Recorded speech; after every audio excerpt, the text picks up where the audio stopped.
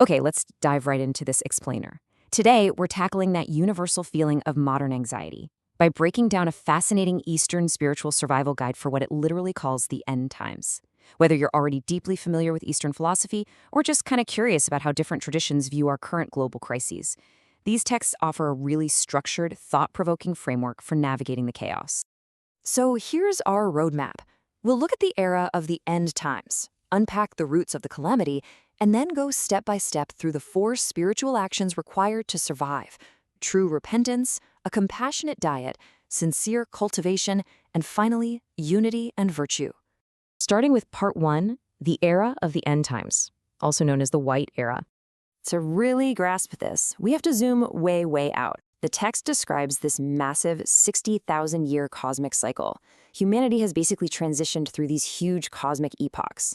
It started with the ancient green era of Fuxi 60,000 years ago, moved into the red era of King Wen about 3,000 years ago, right into where we are today, the white era of the end times. So in this framework, our current crises aren't random. They're actually part of a massive, preordained cosmic schedule. And man, this perfectly outlines what they call the Great Calamity. We are talking about a terrifying convergence of events here. Rampant diseases like SARS and avian flu, severe environmental destruction, massive earthquakes, catastrophic floods, extreme famines. You know, the exact stuff that is constantly dominating our news feeds right now. What's really fascinating is that this Eastern spiritual text actually points to Western science to validate its warnings. It cites figures like Albert Einstein to highlight the very real, existential threat of human-made devastation. It completely bridges the gap between ancient prophecy and our modern nuclear reality. Moving on to Section 2, the roots of the calamity, karma and decline. So why is this happening? According to the teachings, we are living in an age of severe contradiction. Basically, as our technological convenience has skyrocketed, our human morality has experienced an extreme decline. While our gadgets have gotten smarter, our ethical centers have deteriorated, and the text argues that this specific imbalance, high tech, low morals, has accelerated our karmic consequences by 12 times. 12 times.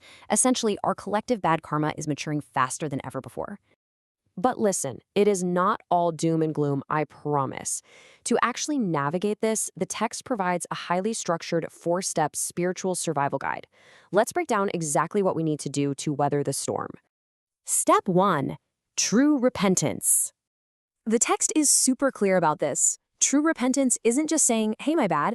It absolutely must include sincere remorse and active correction.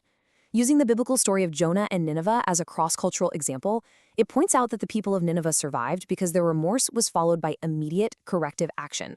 You have to actively change your behavior to avoid disaster.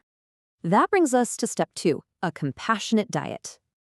You might be wondering, how does what we eat relate to the end of the world? Well, the teachings strongly urge a shift towards a vegetarian diet to literally stop the karmic cycle of violence against animals. The logic is straightforward. If you want to escape a calamity caused by violence and bad karma, you have to stop generating violence yourself. Just listen to this incredibly visceral quote from the Diamond Sutra. One knife returned for one knife. One life repays one life. It's all about cutting off the root of bad karma right at the source, your dinner plate. Next up, step 3, sincere cultivation. I really love how the imagery of deep-rooted nature captures this concept. Just as unshakable mountains stand firm amidst the mist, true Tao cultivation is required to stabilize your mind and erase those immense karmic debts. When the world around you is shaking with calamity, your internal spiritual practice has to be completely genuine and immovable. Going through the motions simply won't hold up. And finally, step 4, unity and virtue. This is all about collective action. The text uses this fantastic metaphor of candles. A single flame is pretty weak, right? It's easily blown out by the winds of chaos. But when you combine a bunch of candles together, you create immense light. Surviving the end times isn't about building a lone bunker and isolating yourself.